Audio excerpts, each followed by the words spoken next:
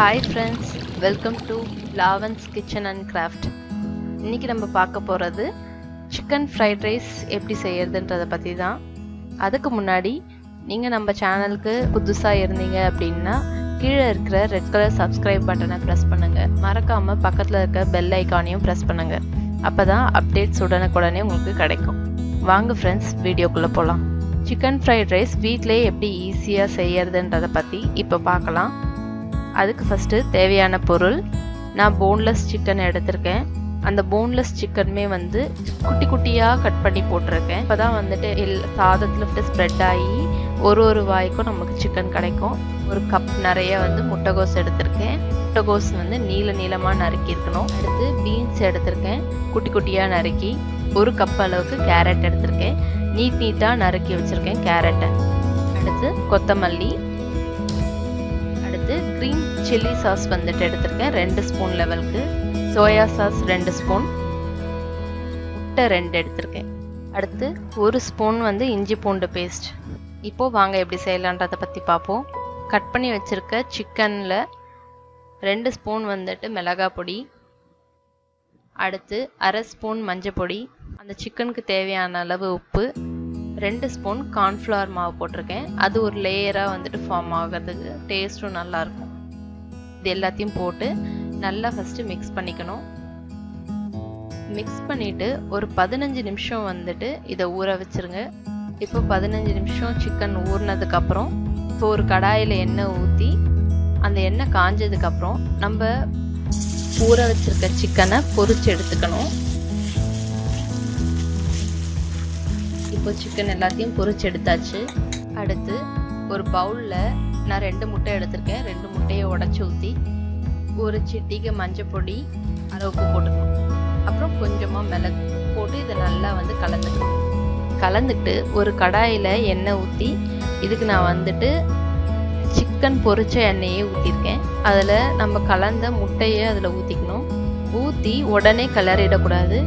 ஒரு 2 நிமிஷம் விட்டு அதுக்கப்புறம் நீங்கள் கிளறினீங்கன்னா ஃப்ரைட் ரைஸ்க்கு நல்லாயிருக்கும். போட்ட உடனே கிளறிட்டிங்கன்னா அது ரொம்ப உதிரியாயிடும். முட்டையை பொரிச்சு எடுத்தாச்சு. அதை தனியாக ஒரு பிளேட்டில் எடுத்துக்கோங்க. திரும்பவும் கடாயில் கொஞ்சம் நிறைய எண்ணெய் ஊற்றிக்கணும். அதில் நறுக்கி வச்சுருக்க பீன்ஸ், கேரட், அப்புறம் முட்டைகோஸ் இது எல்லாத்தையும் போட்டு நல்லா வதக்கிக்கணும். இது எல்லாமே என்ன அப்படின்னா பாதி தான் வேகணும் காய்கறிங்க. அப்போ தான் நமக்கு ஃப்ரைட் ரைஸ் சாப்பிடும் போது டேஸ்ட்டாக இருக்கும். அடுத்து 1 ஸ்பூன் இஞ்சி பூண்டு paste, chilli sauce 2 spoon, soya sauce 2 spoon போட்டு நல்லா கிளறிக்கணும். காய்கறிக்கு தேவையான உப்பு மட்டும் போட்டு நல்லா கிளறிக்கணும். திரும்பவும் இந்த காயெல்லாம் ஃபுல்லாக வெந்துடக்கூடாது. ஒரு பாதி வேக்காடு வெந்திருந்ததுனா தான் நமக்கு சாப்பிடும் போது க்ரன்ச்சியாக நல்லா டேஸ்ட்டாக இருக்கும். பாதி வெந்துடுச்சு. அதில் நம்ம ஏற்கனவே ஆற வச்சிருக்க சாதத்தை எடுத்து அதில் போட்டு நல்லா மிக்ஸ் பண்ணிக்கணும்.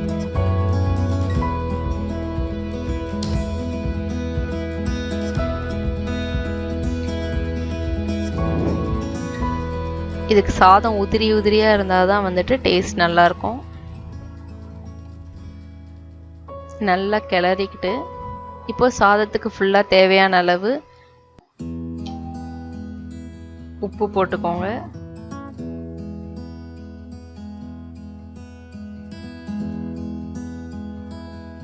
உப்பு போட்டுட்டு அடித்து பொரிச்சு வச்சுருக்க முட்டை, சிக்கன் இது எல்லாத்தையும் அதில் போட்டு